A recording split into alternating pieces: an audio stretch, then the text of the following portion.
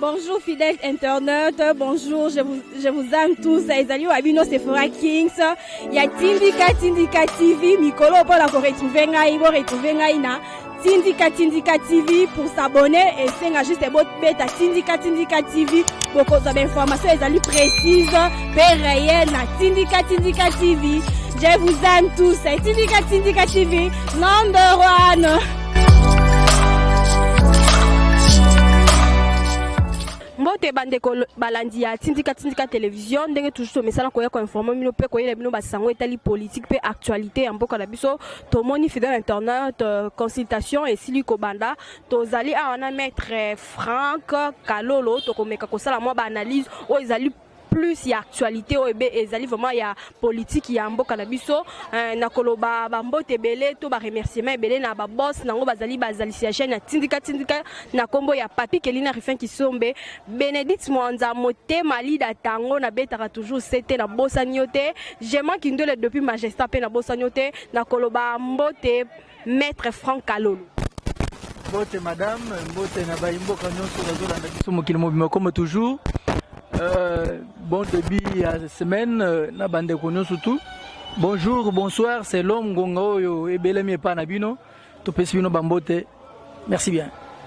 Maître Franck tomoni nini consultation ndenge bandi tomoni ba tendance confondi o esili ko se présenter le lot mais tomoni olengankoi asili ko senga après avoir kozala consulter asili ko senga na tata ekolo akende ko kutana to ba meka ko kutana na le sénateur à vie pour que ba meka pe ko solo la to ko kozwa moi intervention no pour la consultation et puis pour na di oyo olengankoi asili ko bimis. Bien, madame omoni Bosengo mokonza mboka ko bengisa ba congolais nyonso po te bakutana bafanda seke kokoso ezali malamu lelo congolais nyonso tu akomo mitala mesoki nazaki na likanisa mabe po na mboka a siko ba bengisi biso na kende te ye moko na motema na ye akomi na culpabilité donc appelle les autres concernés ba congolais nyonso tu demande à chef de l'état pour que batwa qui na consultation ezali bosengo malamu lelo tomoni ayambi et puis eloko bien eloko ngana sepeli na chef de l'état na boyambi na ye lelo ouverture ya ba concertation zanine atiango en direct ya RTNC on se comprend donc na baba ayoka na mutu nyonso amona makambo ezoleka bamoni ba tendance confondi nyonso ya bato bayambi lelo au CNSA ba komiko ba l'église catholique bango walobi ba disponible te au moins ba bango les 9 tout ça voyez-vous donc au moins et ça les malam c'est une bonne chose mais kobima na bango olenga koyi mutu alobi asengi na tata mokonzi azonga lisusu akende nanu akutana na ndeko Kabila baye bosal écoutez hier à rejoindre biso Sergili pour na biso to senga ki na mokonza mboka atindela ndeko Kabila.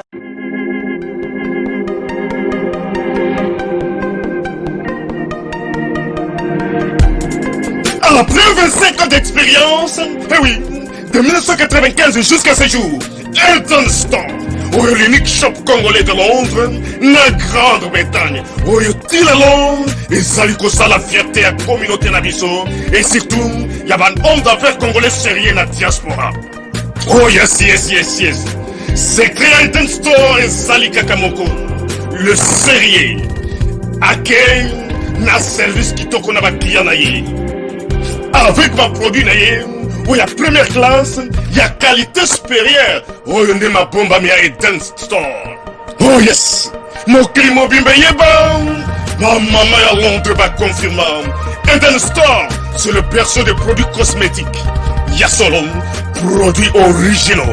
Et yes, les alipes berceau de produits alimentaires, naturels et organiques.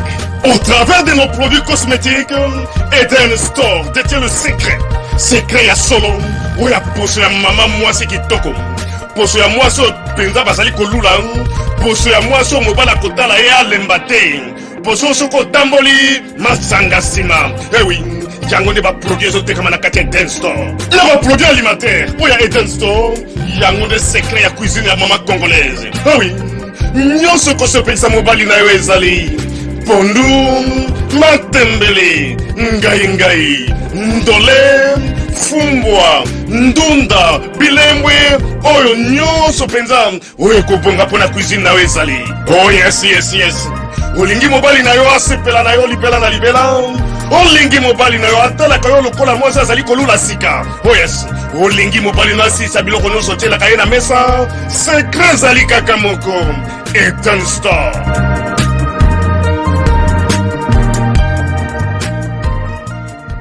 Invitation na bato na ye po baya na consultation po baza pe ba congolais omoni elo tozo elezaka mboka Congo eza parcelle à mutu te, eza chambre à coucher à mutu te, wakola mukana tongo boye a décider sur la vie, sur la mort des Congolais wane osimbati po soki o meki bongo na ofunda yo na ofunda yo.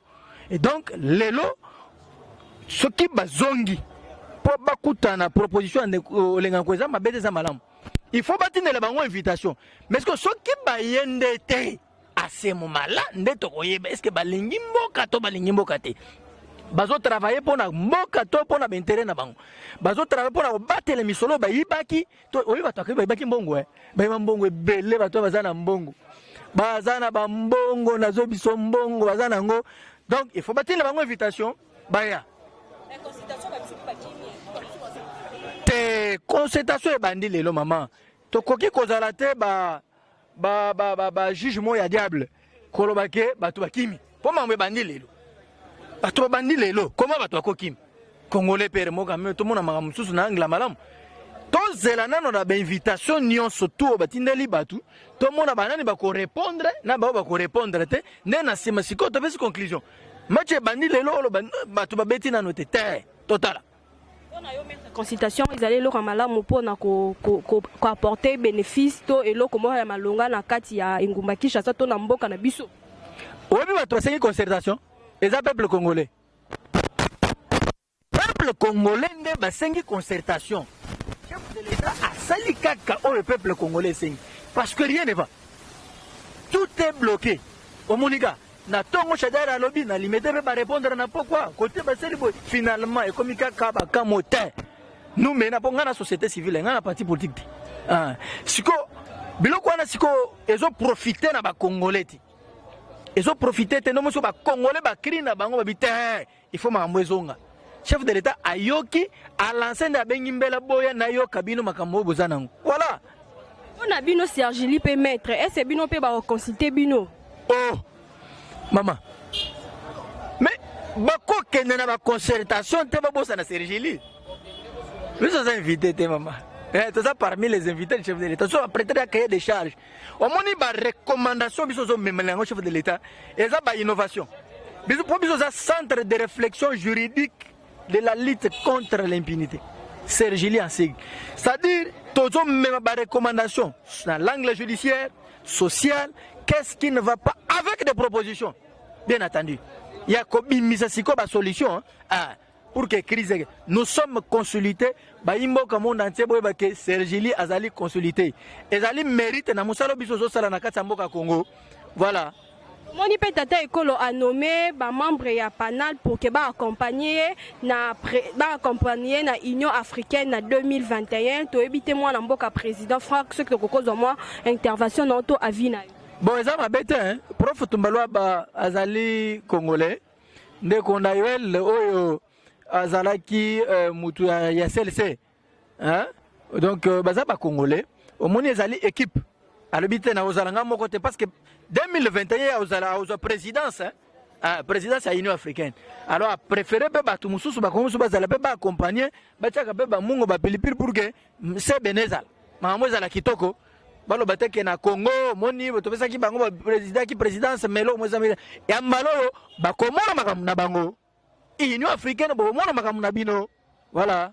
Tomoni pe l'ex-président le sénateur Avib to Sul Koyo Kabalobi était bientôt a aussi la se présenter selon article 5 par rapport à violation à la loi. Donc on a au moins intervention vu que yo posali ko ça la partie aux ali mettre avocat et puis pour nabino Sergili oyambi message on ndeni mettre Franck. Omoni makamwa neza tuba Kabila lobakate. Kabila lobate. Kabila a surprenaka batuna ba acte. Même ane ba kenaki ngakata. Alors bakina bangota abi sobo kasi guerre zanga na osali binu guerre te. Bozo ngo défendre na constitution. Po yango neza mo boko. ya mboka. Kabila alobaka te. Nani Kabila abisaki se représenter lisusu. Wana eza faux débat. Ministre ezane makambo ya concertation. Botika Kabila afanda na kinga kati kuna azana na park na ye kuna atala banyama atala babiloko nyonso alembongo na ye azala leza s'occuper na famille na ye. Kabila alobi nanu te. Pa olobate alobaka te. Tout le monde qui a un discours jeudi et Salamaki Tomoni a lobby et nous devons tous défendre ses pouvoirs. Chacun doit se préparer pour 2023, n'est pas loin. Donc voilà, à tout ba kayete muta lobby mais Tomoni ba msusu ba komito ba tuité na part na e. Une mauvaise interprétation. Lorsque Kabila dit tozonga na beta major mutu na mutu tout à to préparer l'élection pour 2023, to défendre la constitution, ça veut dire quoi? Parce que Azali chef de file. Vous comprenez, il y a FCC. C'est-à-dire, à l'ingité, en 2023, d'ailleurs, 2023, l'élection est atteinte. Et aux alatés. Et qu'aux alatés, on doit procéder d'abord à l'identification. Bon, quand on a date na émission en 2023, identification. 2023, élection est atteinte. Petit psycho, tout le monde en tout cas. Ici, aussi, c'est une concertation. Il y aura maintenant des retombées. Au moins, est-ce que la conclusion est au route na forum oyo ne okoya basiko parce qu'il y aura plusieurs cahiers de charges. Bato besoin na ba proposition na bango. Biso régime to former pe biso to formuler biso ba recommandation au chef de l'État, ba piste de solution, ba mangamuno surtout to soumettre. Nous allons débattre ça et puis na suka tango ba congolais nyoso ba lobby. Il y aura un temps il y a toilettage. Ce que ba kozwa siko ba conclusion nyoso na ba kangisa luboke ba pesi likamu. Vous comprenez? Décision finale et aux arabes boy. Nous sommes les États Kenya, na Kofi do, na mamunyo so. Bon, élection organisée on a bon élection est atteinte en 2023. Ah, tozana makambo ya concertation. On la peine identification ngo identification et le ezali ko sala moi pe souci to passif ba congolais bazali ko zela mais to moni pe affaire ya passeport jusque là passeport bande comme ça bazana souci au misa passeport mais passeport tisiko affaire non e ba la raté parce que to zanga identité comme carte d'électeur donc to luka to au moins intervention no yo maître Franck même passeport pèse à la carte d'identité carte d'identité o menga biso botami na tango mubutu to yo ba carte d'identité.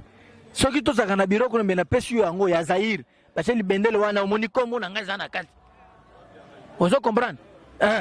Donc, il au moins réponse wana et kobima sima ya concertation. Pour au moins ministère de décentralisation wana, bazo kangango. Bon, quand le ministère de décentralisation les autres ngambala mona ministère de l'intérêt comme ndezaki kala. Après la concertation, gouvernement ce qui est obima. Et aux ala lisusu ya ba congolais nyonso wana ozala cash FCCT au moins ba Sergili tozala na kati ba congolais nyonso bazala yo pe okozala pe na kati po eza ya ba congolais nyonso ko à ce moment là on doit redéfinir encore makambo mususu na sim donc totala ba avantage na désavantage ya ba ministère mususu ba créaki pour que ba favoriser Kabila ba makambo na yi donc makambo eza mabe après concertation bon mona makambo ya ozala ilungilunga mba kozala te majorité parlementaire au FCC et kozala te omenga na biso ilungilunga mba kolongola ilungilunga mba kozala te nenga zawa na zali susu pete avandika wana nenga avandika wana ti asala mamna yeti esili après concertation mutu moko ta kozala bakobandela il faut biso surtout tokota menga na biso la crise entre le président sortant et puis le président actuel, notre président Félix Antoine Tshisekedi, a fait wana ya coalition cash na bango wana. Est-ce que vous s'arranger na batam tout ce que s'arranger te maman. Coalition FCC cash bazwa ki tanyonso 2 ans. Po ba bongisba. Obiso za mwasi na ndaku. Mwasi na mbo bazo kanate panambule mibale. Ata oke na tribunal. Basenga webelo ko lobo senga nan. Ba séparer nanu bango moke. Comme ça, besoin de pas juge, babandi sikoyo, bapesi une phase ya conciliation. Babandi kota la malem. So ba monique, union na bino wana, ezali na lolenge te bozonga na lisusu. Malamoko, juge akolemba pe makambo na bino. Ba congolais to lembi makambo na bango wana FCC cash. Eza soute. Yo so mona batata mi bimbo bazongi se bango na internat. O ba ke na retraite. heureusement nanu bakoti retraite te sikoyo na kati ya retraite wana otiki bana baozwa bana na yo na mwasi na yo bokoti na retraite to ozala ndenge nini kasi bato ya FCC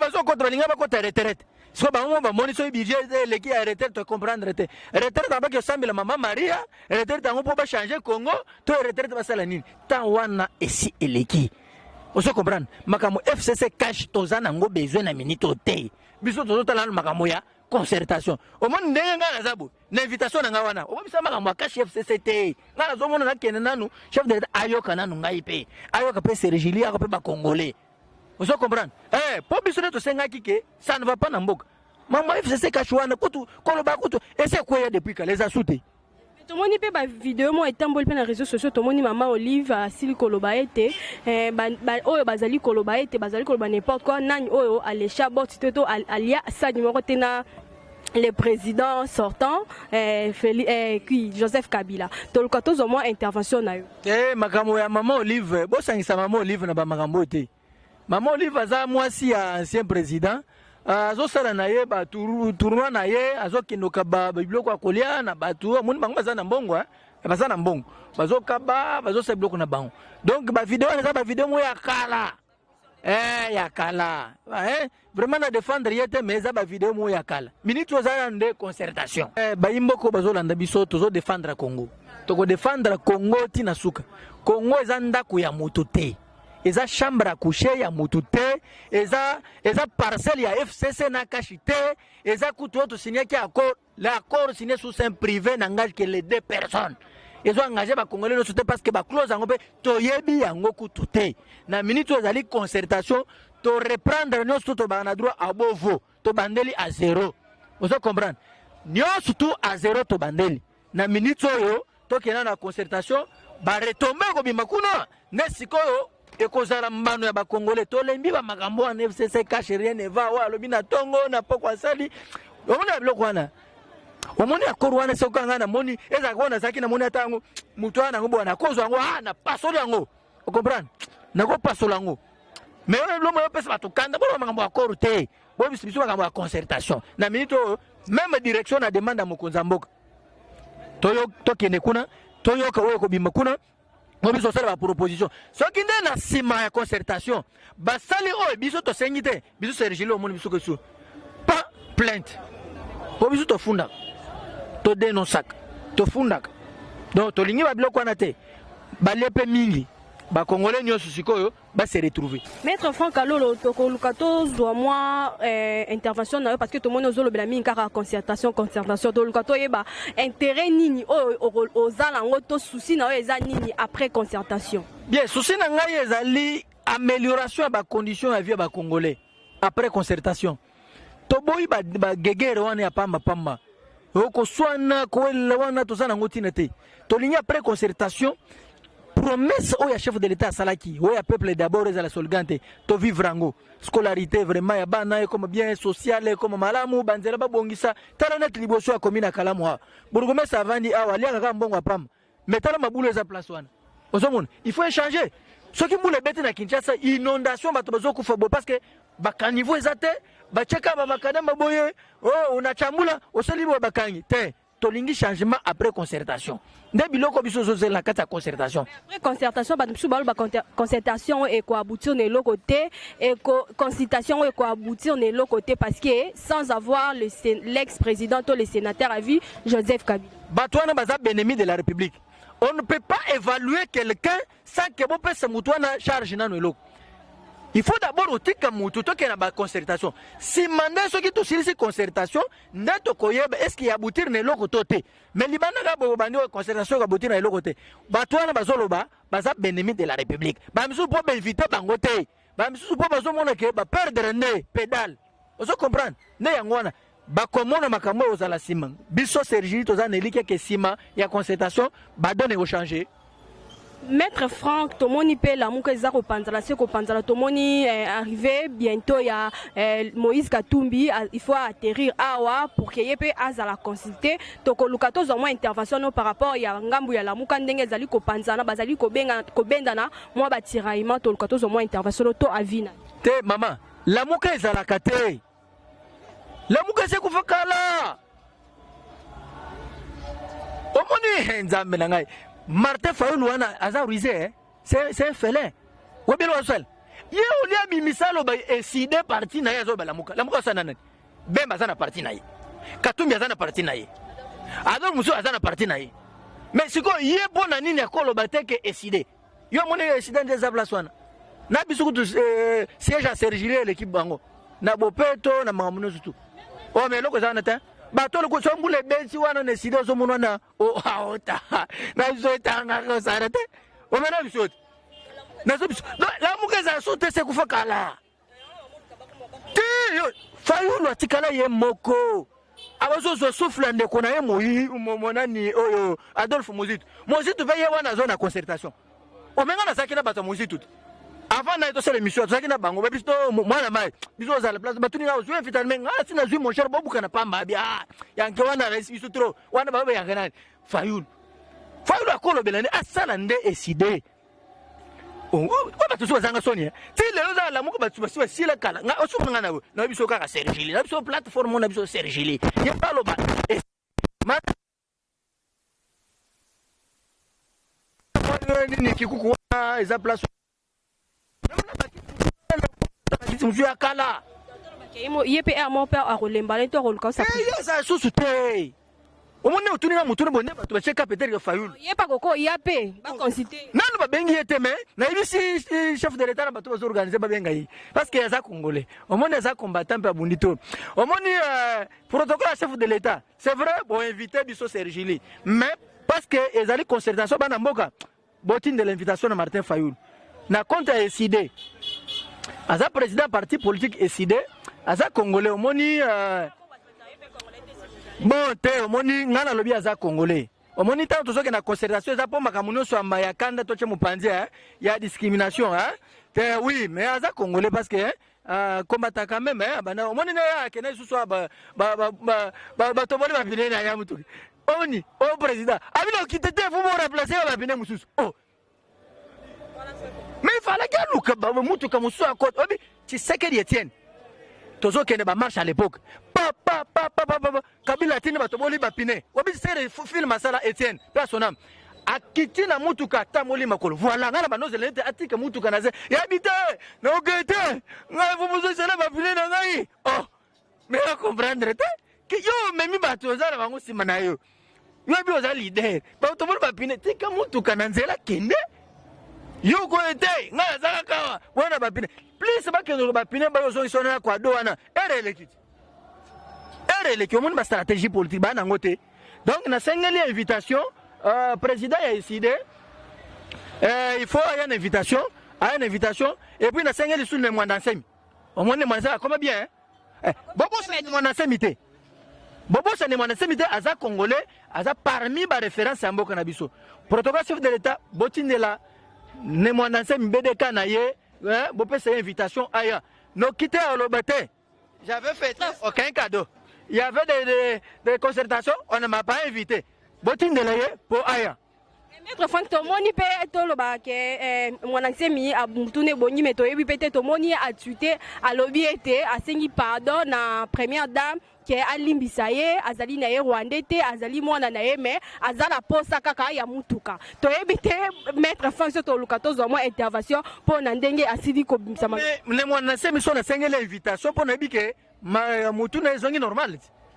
moni biloko zaki ya kalawana o azaki osala ngo sous les effets c'est cela qui au moment où tu as reconnaître babilo mususu emso bato beteli solo biki olobaka boye na ba boye te na senga pardon on comprend te mutu kane mwana semi fo ba pesa ye mutu ko tumoko te ba pesa ye te ibele be to kabilo ba yibi mbongo ebele boye bo pesa bango mitu ke bon masaso ba pesa ya se mabeza bo pesa ebele bo bongishele ndako c'est bien bon non attention ya bon kabilo pa ya te bon ba te ebele ba kufi kane mwana se bo mona boye bo tiki bilo kwana bo pesa mutu ke moko te ebele d'ailleurs ba congolais belé bazana mituke belé moko pa kosa le cadeau apesiye ça fait quoi azane Congo ça fait quoi ono kaka buya ya pepo na ba consultation à chef de l'état à Selibo et ça mabete il faut pesa ye nangna na sengeli failo mona bibo kasana osengeli ete bo pesa invitation aya soki ayete akotinde batuna ye ba wi koya président la muka za soute yo comprendre te yo zo comprendre te la muka et c'est cela Moïse a seli ensemble pour la République oh azo ya un ensemble aye comme président ya ensemble pour la République lobi na ulakisa yo nini bato bazo invité wana portal ba lui président de l'ensemble pour la République Moïse Katumbi a la accompagné na 10 personnes vous comprenez Fayulu bochele 5 te bochele 10 moni po azana bato belete akozo bato mususu hein azui bango baba kiswana. Merci maître Franck Alolo. Katadol. Maître Franck Tolu au mois dernier mot na yo pona ba analyse nyonso o nyonso tu ko lobela et puis contact na yo pona ba contacter bozonde. Dernier mot na ngai boye saboy. Chef de l'État botinda invitation pona bato a FCC. Botinda invitation pona Fayulu na SID. Botinda invitation pona Adolphe Muzito président ya ba parti na bango pesani. Te Muzito azana palote babengana yete. Asale loko na nouvel élan. Voilà ne parti na ye. Po monika azana ba député ta un peu na mingi zate. Bazaka député yemoko olié pas que novana kuna ya comme otambola tambo ba to bazo tambola ba kende côté bo mupanze bazonga bo vanda bozo sil santé pamba concertation yangoyo so sala un mois ovani un mois to ke kuna oya to zongi na ndako okuna pe okomele moi secret moni ovandi na yo ba jedo na moni ezawana libanda otale za bien hein eza blomo pona ba stress on c'est ba stress et ça bien donc botine le mona c'est invitation to lingi kimiezal ba oye ba koyete to reprendre nation à témoin congolais ne soyez pas que batindela ki bango invitation mais ba yete à ce moment là ba kozala disqualifier bango moko pona boyena lo ba keno ngape na invitation ngana boyena ba yete ngana lingi batuno suto za la kuna oso ko posa la kweza mukepe na ba confirmer mbele ba zuba to ebele ba pe ba yete quand même restriction et aux ala quand même hein to bana quand même osala hein après ba ibisi bino bango le gaki kuna kuna la concertation idée ya mbongo ezate ko ba toso ka sebo ko mbongo kuna te oye na transport na yo ozongi na transport na yo otiki cahier de charge na yo po makambo ebongo na ozwam ozo comprendre biso ko lo mbongo te to ko lo mbongo te kabila za so aseli biloko boy ba pakezo tambola mutu ana mbongo ana mbongo taka ba koti batata mi na retraite batiki basi na bana libanda c'est ba chiba matela na bita so za ndeni baza combien siko ba chambre na mutu to eza réfectoire mo biso tanga na séminaire eza to bandola na réfectoire so bote na ba internat wana ba nini wana ba chambre réfectoire zaki munene bovani siko za ndeni eza réfectoire ba chiba mousse to za ndeni te bokende biloko wana te bogarde mbongo wana bolesa bana bo encadrer bana na bino et puis na tongo boye na concertation ba otinde la Joseph Kabila nini invitation na ye o makambo afunda ye te na minito makambo afunda ezate to tiena se aya te ata ba plainte wana maman na ba holandele na sima aya na concertation ane te tubela zanete tubela ya propre siko tubela siko zo chango na papier ngana tubela kina ngabo na sala ki boye meza bo mona biso na to gerate siko biso na tubela te biso zo sala nde proposition ba recommandation bosala bu ba congolais nyon surtout même diaspora ba invité pe bino ba ope ba oyete ba mona ngoma beti ba koyebisa bino ma moleka kuna tolingi kimia na mboka tolingi unité nationale oba opesa invitation aboye koya ye wana aza mungu na mboka ngana sengeli bino azala problème na bino te asana lingi congolais nyonso azala so lingi contacter ngape na téléphone ata oza olingi pe ba pesa yo oko contacter kana usengele oka na usengele so ke zanano ba opesa yo ba opesa so ke sili na répondre que s'il mais apparemment ezanan oh ezanan to so be yinga pe na ko sengela yo problème zate non mais numéro zaka moko numéro zaka moko ezali plus 243 81 999 76 65 plus 243 81 999 76 65 wana to defana ba dossier batu to intervenaka tozali collectif ya bavocat donc tolingi kimia changement de tolingi na mboka changement discrimination tolingi le soute FCC cache eza soute c'est kufa au moins jour chef de l'état saki discours il y a 6 minutes aina kanda ya méchant ne jour FCC cache kufaki et c'est kufaki déjà depuis kala ba soute même à conseil de ministre eza soute ba mission zozo kenwana bazo kenanga na ba bureau bazo assumer ba faire courante pour toujours remplacer bango après concertation. Voilà. Fidèle internaute comme vraiment na suka émission na biso merci pour bandeko nyonso bazui libaku ya kolanda biso na 4 télévision bandeko bazui tante to pengonga te pona koyamba ba émission na biso to ba sango ya mboka na biso ba me ko partager na bandeko pe bazui ngonga te et ko sala vraiment malamu na bosante chaque caméraman no azala toujours na sima pona ko contrôler ba image Mike Louisa dio papa no monte pe na bosanyote fidèle internaute mona ni vraiment na balasima on se dit au revoir.